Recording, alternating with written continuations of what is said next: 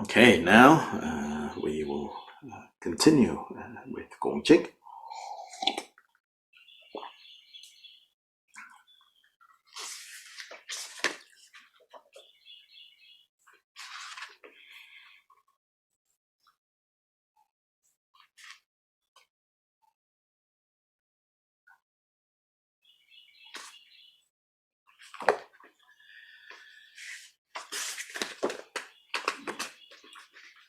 So, verse, or rather statement 6,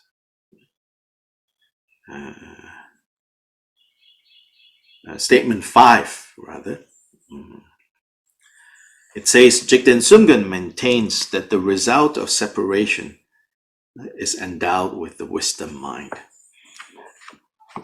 This expression, the result of separation, meaning when our minds are purified of, when our minds are separated from the kleshas, from the afflictive emotions, then it's not just merely that the afflictive emotions are no longer covering this mind or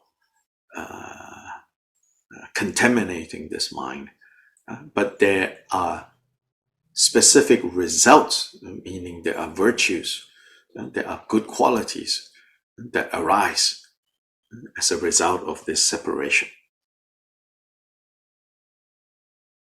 And so here, so this expression, the result of separation, or the fruit of separation, or the effect of the mind having been separated from the kleshas,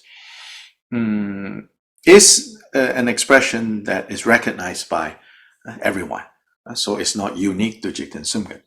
So Jigten Sumgon is just here again, trying to remind people, even though the state of Buddha is inconceivable, because we are on this side of confusion, right? And so our limited and confused mind cannot fathom, cannot really understand what the state of Buddha is. And therefore, right, the Buddha and all those who have experienced it, whenever they are trying to kind of show us what it is, they tend to use the language of negation. However, that language of negation should not be taken to mean that this result is a mere absence. That this result is a mere absence.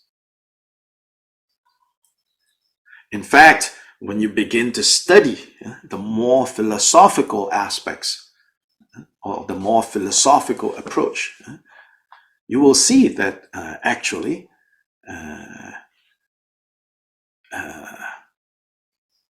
many, figures in Tibetan Buddhism, historical figures, great masters, seem to advocate an understanding of Buddhahood as a mere absence.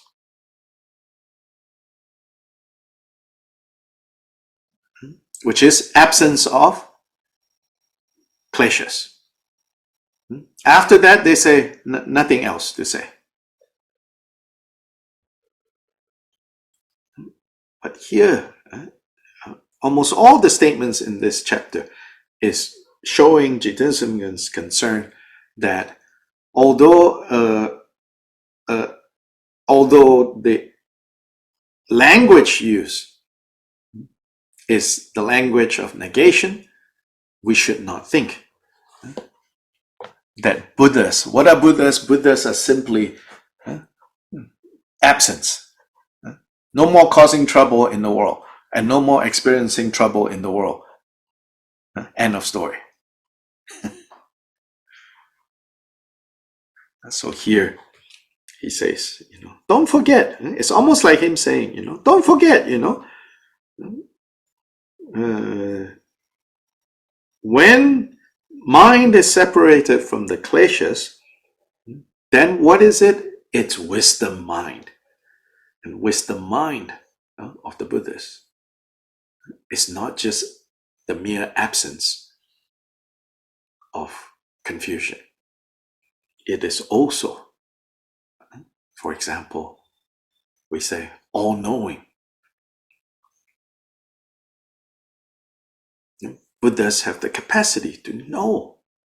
So this mind, this wisdom mind, is not merely a wisdom mind with regards to the wisdom that takes emptiness as an object, but it's also the wisdom that takes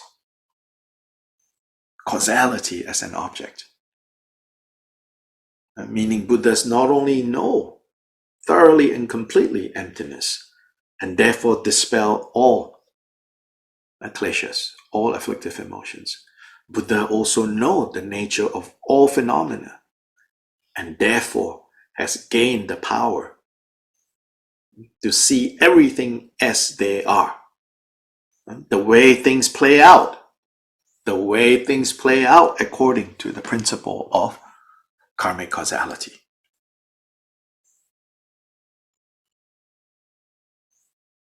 And the emptiness nature, the interdependent nature of all things.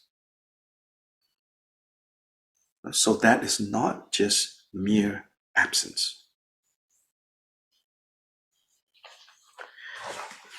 So the commentary for 7.5 says, in Khenpo Kunpal, although at the stage of Buddhahood, all the mind and mental factors, so these are technical terms, mind, basic types of mind, meaning basic types of minds that we have, and mental factors, that means what is derived from these basic minds. So although at the stage of Buddhahood, both these minds and mental factors no longer exist,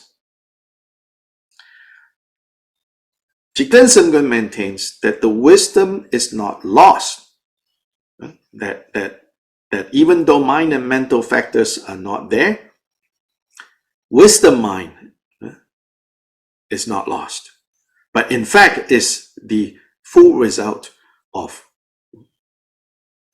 separation from the kleshas. So the result of separation from all of the two obscurations is obscurations pertaining to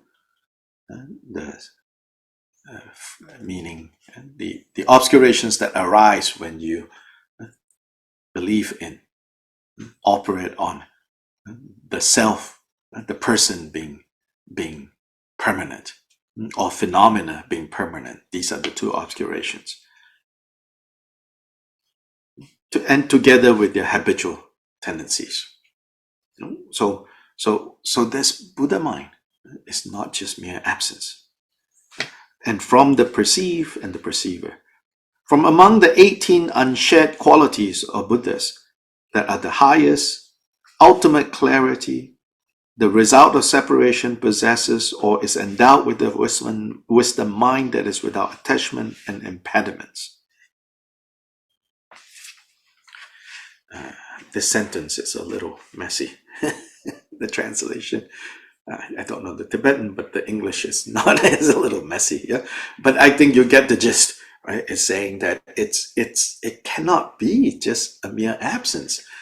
He's reminding everyone. It's like, don't we talk about those 18 unshared qualities? Don't we talk about the 10 powers that Buddhas have? We all kind of agreed on that. And so how can you philosophers, in your analysis, you analyze and analyze and analyze and analyze until you get to the point where you say, and therefore Buddhahood is just the mere absence of that which is not real.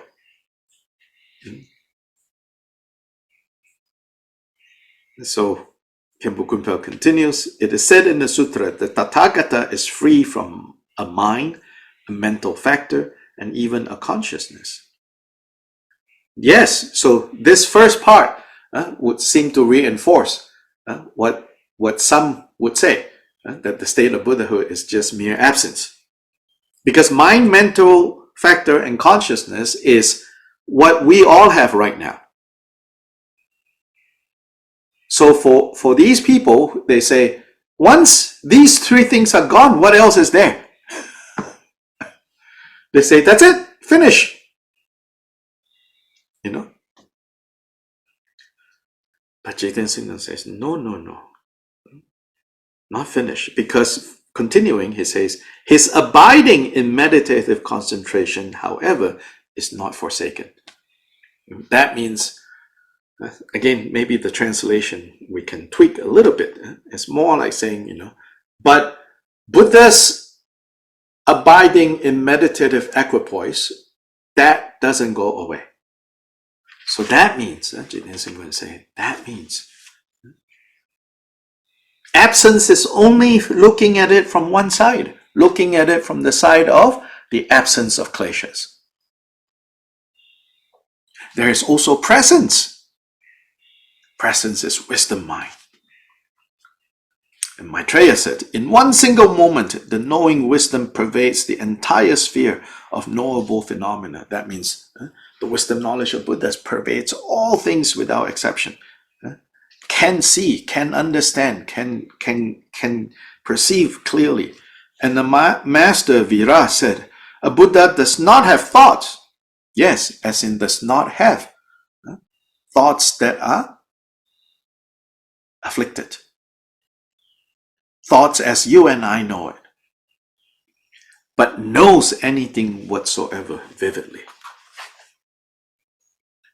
So Buddhas do not, what Buddhas do not have are thoughts, confused thoughts, thoughts that are tainted like yours and mine. But this is not to say Buddhas don't have wisdom mind.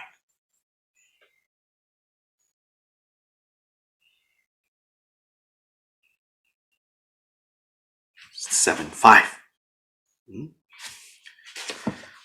7.6, yeah.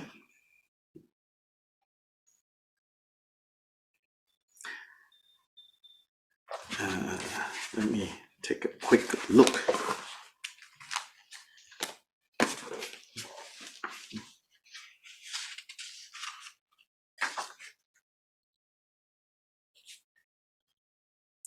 Yeah, so in the larger discussion, right, in the more full discussion about 7.5, yeah, it explains, like, you know, what do these others, what are others saying that prompted Jigten Sumgon making this statement, that the result of separation, meaning that when we work so hard, right, to go through all the stages of development, the two accumulations and everything, right, until we arrive at the state of Buddhahood.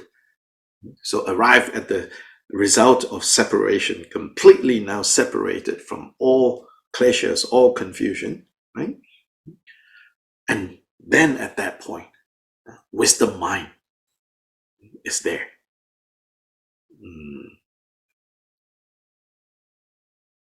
And so, why did he have to say that? Because people claim that once one has abandoned the final obscuration, which is the obscuration of the phenomena, objects, obscuration relating to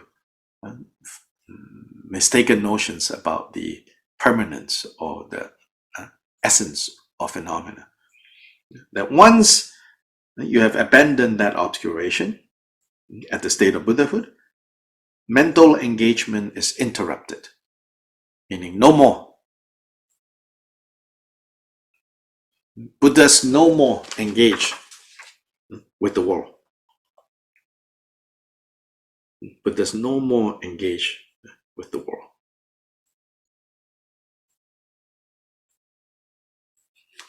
Now, how do they explain? How do they explain all these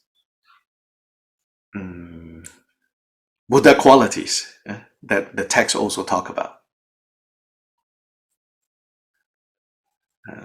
Briefly, how they explain it is like this.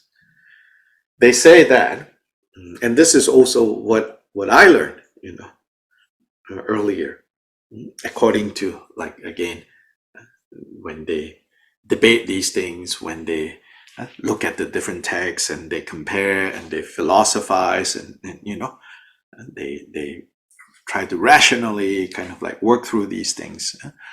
So they say that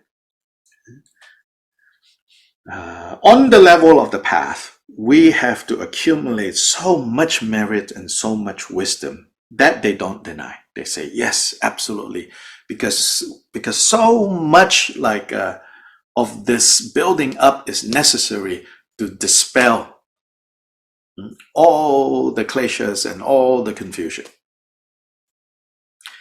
And the minute the very last of this confusion is gone, that is when the Dharmakaya is achieved. And what is the Dharmakaya? Essentially, Dharmakaya is just the absence of all.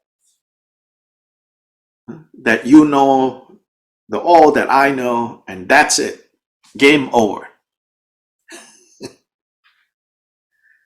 Then you say, wait, don't you all believe in Sambhogakaya and Nirmanakaya? Yeah, because Dharmakaya is often said, right?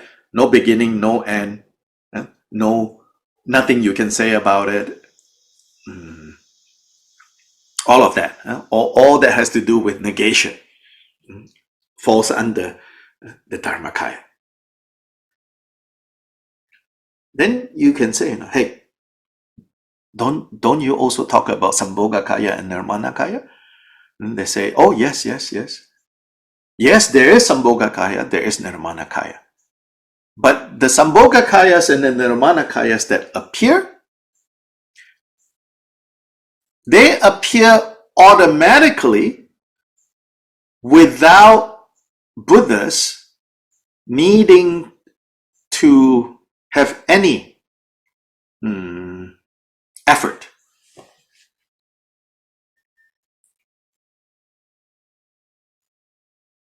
What does that mean? It means, according to them, Sambhogakayas and Nirmanakayas appear due to the devotion of those who need them and the residual accumulation of those who attain Dharmakaya.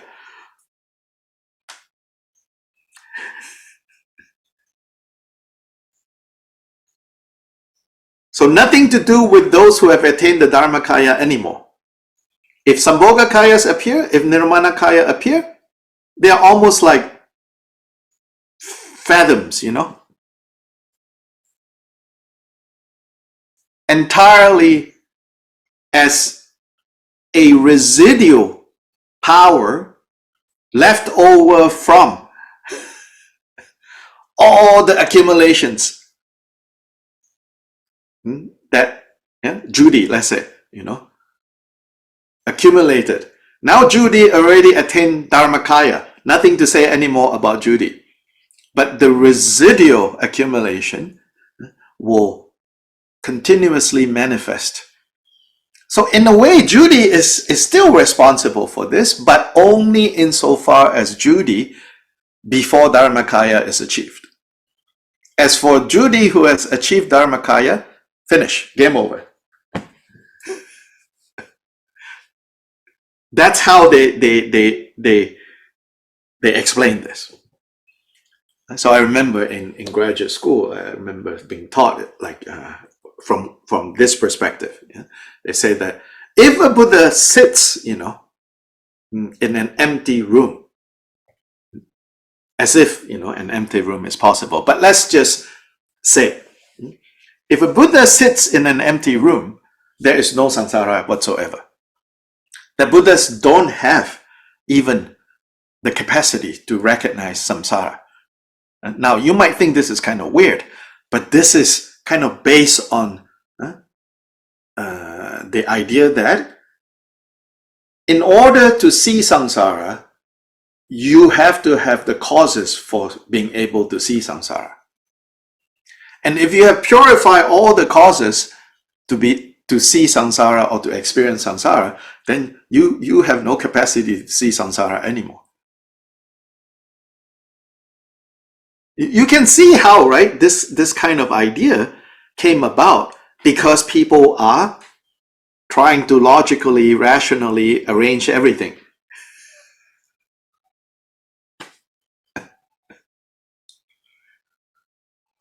And they say, but if a sentient being walks into the room, immediately the Buddha's wisdom mind recognizes samsara again, but nothing to do with the Buddha. Nothing to do with Judy, who is now achieved Dharmakaya, but the residual power that Judy accumulated, all the compassion, kicks in now, but without any, almost like you could say, like a machine. Judy is now a machine.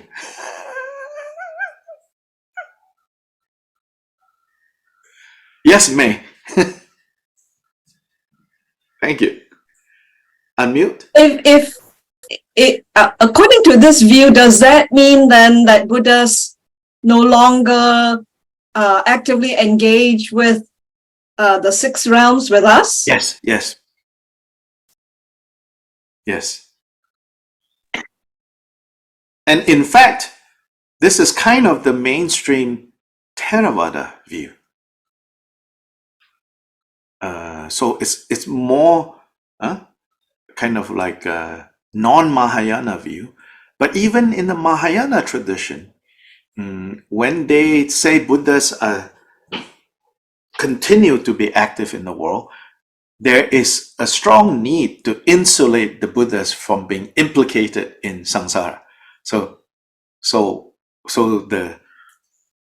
this view that we've been talking about is the way that Mahayana people can say Buddhas are active, but that not really. They say it's more like a machine now. I mean, they don't use the word machine, you know. Judy, go ahead. That makes no sense at all, even logically. I mean, of course, Well, this side, but still, the Buddha had to know samsara, or he wouldn't have taught the noble truths of samsara. And they say that's totally due to residual things, power from before Dharmakaya is achieved, meeting the needs of sentient beings, and so then the Buddha taught. yeah, I don't buy it. You will buy it if you study like 15 years of the system, then you'll be completely by that view. Well, That's why I said, you know, for many of us, we read the more kind of, you know, touchy-feely, good-feeling Buddhism books, you know. So we cannot appreciate so much, frankly, in this chapter. Why is Kyobpa so concerned about the nihilistic tendencies that are within the Buddhist tradition? And it's fair to say there are nihilistic tendencies overall in the Buddhist, and those attracted to Buddhist teachings too, if you get right down to it, you know. So Kyobpa here is trying to address this.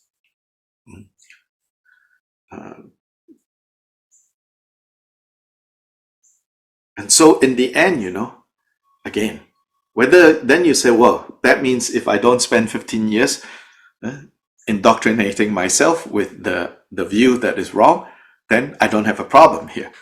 No, maybe not. I think overall, I think the nihilistic tendencies are there in us. So we need to examine. We need to flush them out. And be careful not to think, you know. So some of these nihilistic tendencies, right, is then informed by seemingly sophisticated, philosophical reflections and logical arguments. Then what is more untaught but more basic is now reinforced by some sophisticated ideas and language. And I think this this leads to like even when you say, oh, Buddhas and Bodhisattvas, please pay attention to me, right? Like we did the 35 Buddhas, right? And then it says, however number of Bhagavan Buddhas there are, I think some of us are like, they're not really there. I'm just pretending that they're there to trick myself into letting go of confusion. And that is sometimes, hiding somewhere back there.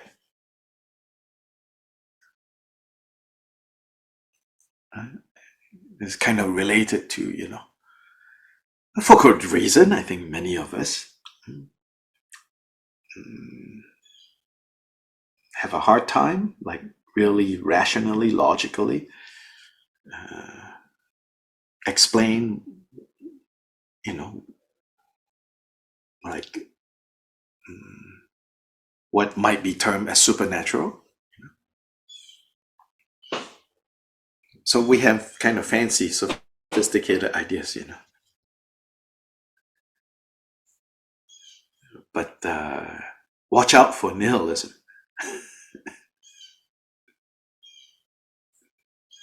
Yes, May. I was thinking back on what you said about on statement 7.2 about secular Buddhism and our tendency towards nihilism. I think one of the dangers of nihilism is that we are already a very impatient culture. And well, maybe not just our time, but maybe human beings are naturally impatient. And the idea of, wanting to have a more material and evidence-based system detracts from our trust in the process. We want to see evidence, we want to see results.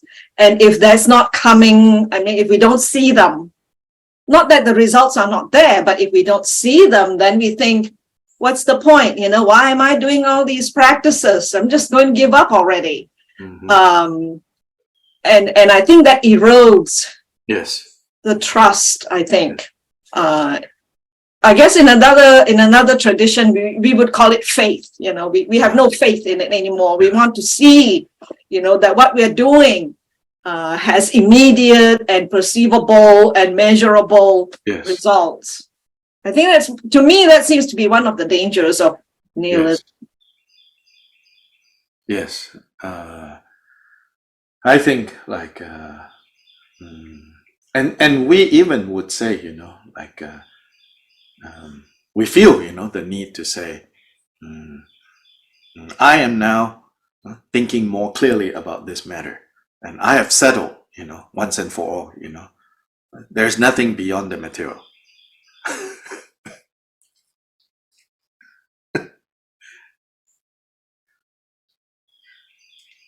Yeah. There's nothing beyond, what can be materially verified. Like even the idea that, you need to make that kind, that is just to show that, you are, how do you say,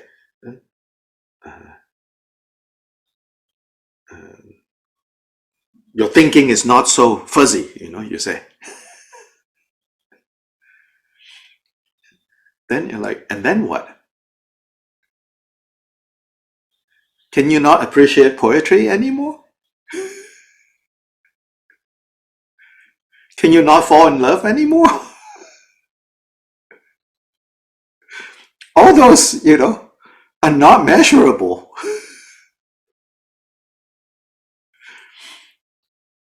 Surely not, right? You know, I think even the people who say that need to do that, you know, would say, well, that's different.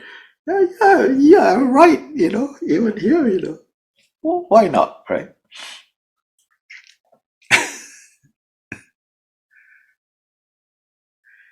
Anyway, yeah, thinking is good, but as Confucius says, thinking without learning is dangerous. And what does learning mean? Learning doesn't mean indoctrinating. Learning means, you know, being exposed to more. Specifically here, being exposed to more ways of how people look at things, including like this other view that Kyobpa is addressing. If you have the circumstance, you know, to learn about that view, it can be helpful.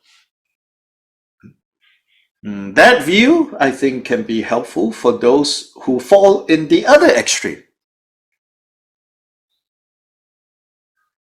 Like if we fall back into our more, say, primitive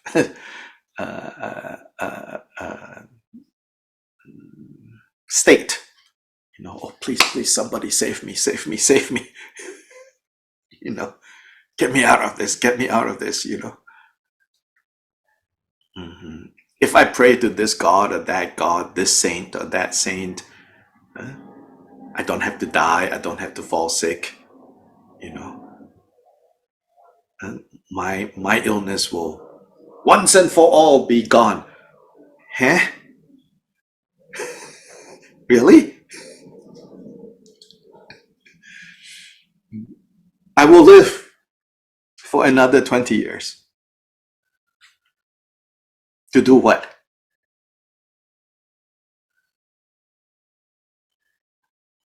And so, this other view, I think, can also help us. So if we know more, you know, and then think about, that's good. So also Confucius said, right? And then learning without thinking, you know, he says that's a waste. Oh, how wasteful, he says. You know, you miss an opportunity. But then he says, thinking without learning, ooh, that's dangerous.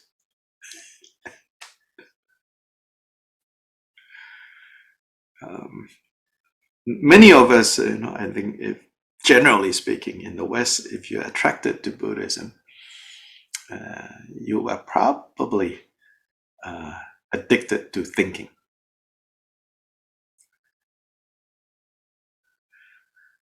And you think you can think yourself out of samsara. Not possible.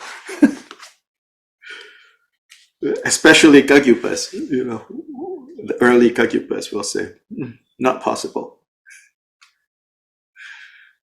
Thought produces more thoughts. And if you don't have the method to produce thoughts that will consume thoughts, then you would just be caught up in a jungle of thoughts.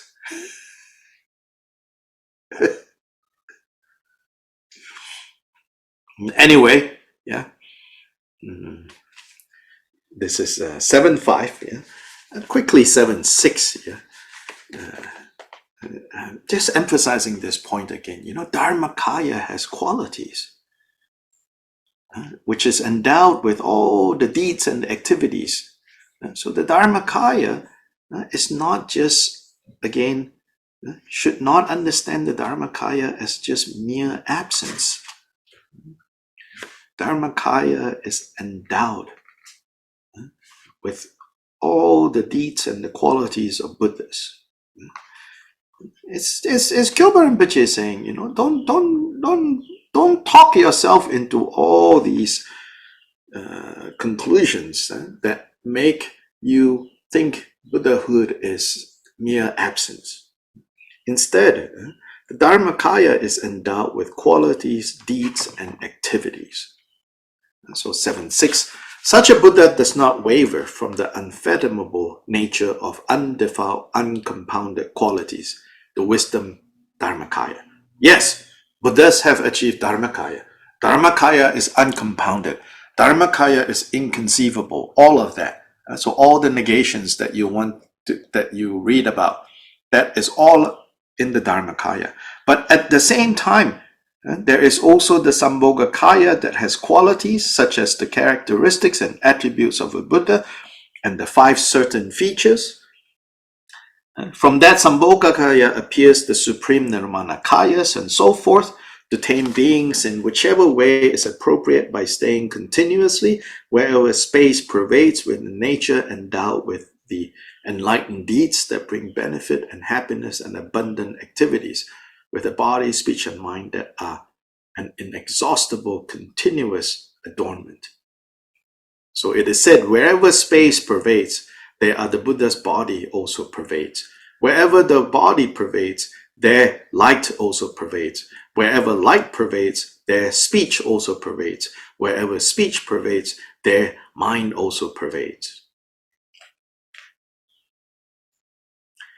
It is said in the highest continuum, just as the form of the moon in a cloud-free sky is seen in the blue lake waters in autumn, likewise the form of the all-pervading master, the body sphere of a complete Buddha, is seen in the gathering of the heirs of the victorious ones, is seen in the bodhisattvas.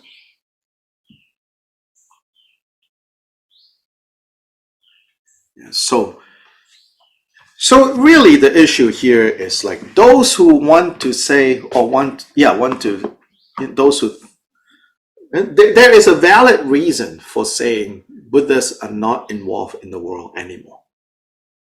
There's good reason, and that is emphasizing that Buddhas are completely beyond all kleshas. But if you take that too far, that leads to nihilism.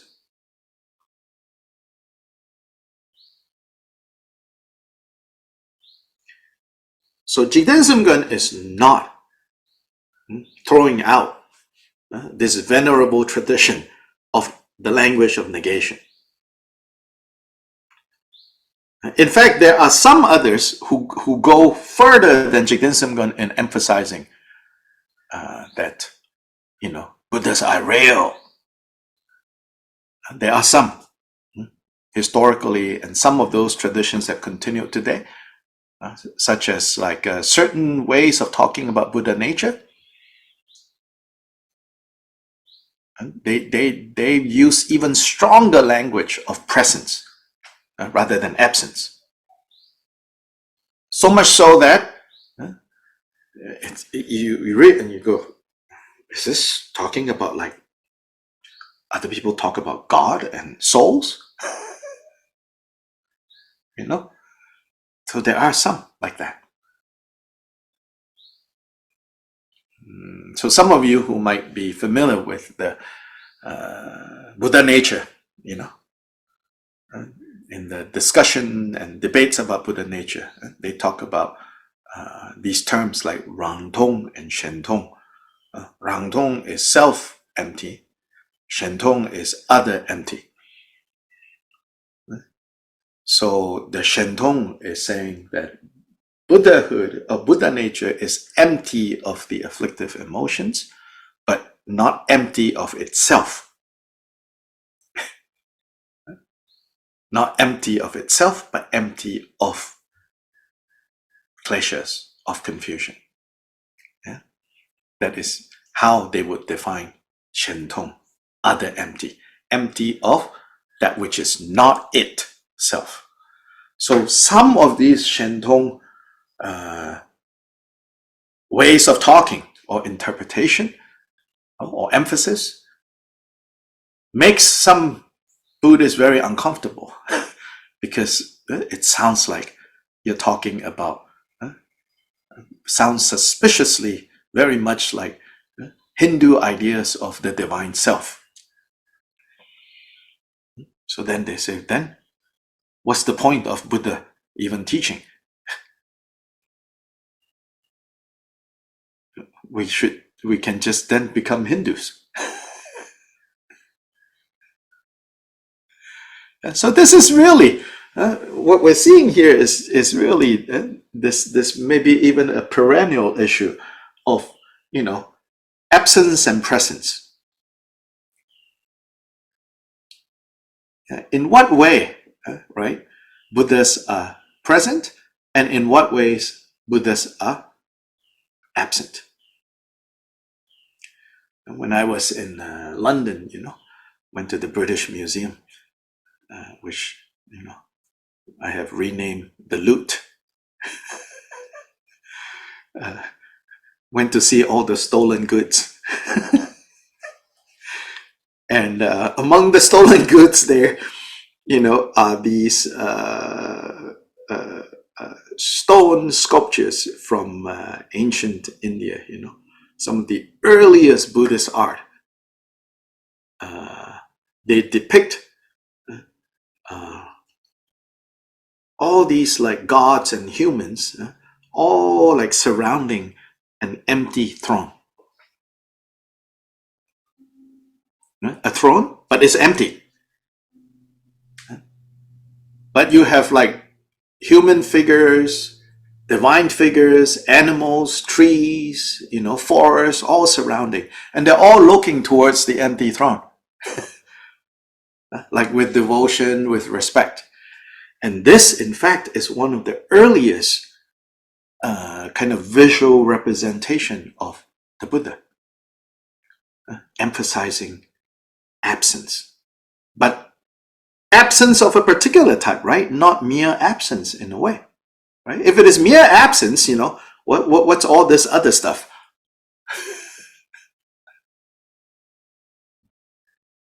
Yeah, it's a powerful kind of absence. Yeah, visually, really striking.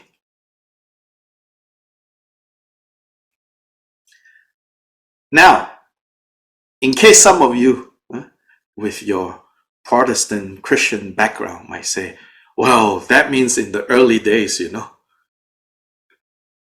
there is no corruption of graven images, statues, you know. But nowhere do we find in any Buddhist record, any Buddhist tradition, any hint of the Buddha or the Buddha's disciples or anyone saying, you should not represent the Buddha. You should not make a statue. There's no hint at all, any discomfort with depicting the Buddha. So this empty throne business should not be taken as like, oh, in the earlier days, you know, they were all Protestant Buddhists. Then got corrupted by Catholic Buddhists. Yeah? That is not the Buddhist story. That might be the story of Christianity, may or may not be, but it's not a Buddhist story. But some of the earliest representation of the Buddha uses this style of presencing the Buddha by suggesting an absence. So absence and presence, right? And of course, this is perennial in that, you know, I think it goes beyond the Buddhist, and especially in all, you know, if you want to call it mystical tradition, you know, of all the major world religions, you see that they're all struggling with how to express the presence and the absence of God, or the immanence and the transcendence of, you know, the divine. So like, for example, in general, like Islam, the general emphasis is the transcendence of God. God is completely not like anything else. And any attempts, right, to portray God in any way, shape, and form is a major sin, heresy. So then, in the Sufi, which is Muslim, you know, saints, they say, God is closer to you than your jugular vein.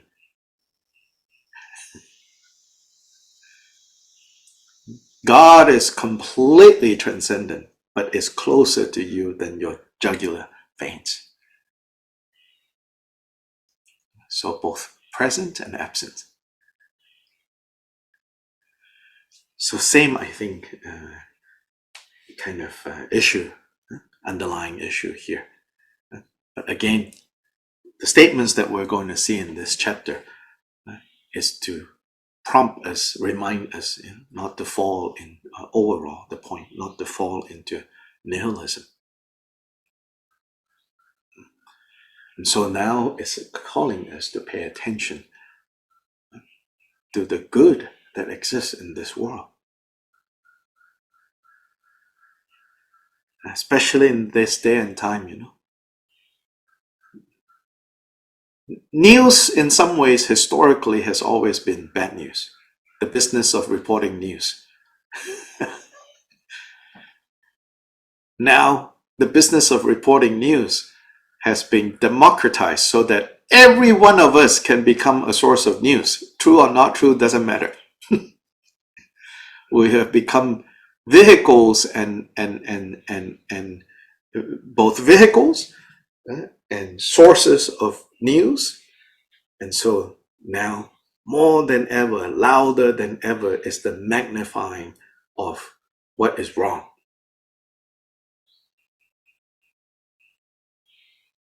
So what is the take-home lesson of chapter 7? Please spend more time paying attention to, looking at, and passing on that which is good in this world. That love and compassion exists, that kindness exists. Yeah. Birth, old age, sickness, and death, yes, all of us go through this. But nonetheless, good exists in this world. Yes, suffering is real. Yes, evil is real. But guess what? Good exists in this world. And we need to see them. We need to remind ourselves. We need to remind others that good exists in this world. That Buddhas are present in this world. So it's our vocabulary for good, Buddhas. Oh, God exists in this world, in the theistic tradition. God is love, So we can agree with that. If God is defined as love, then yes, we can agree. God exists. God is active in this world. So that's the Dharmakaya is not just about absence. It's also about presence. So let's do dedication, invoke the presence of the absence.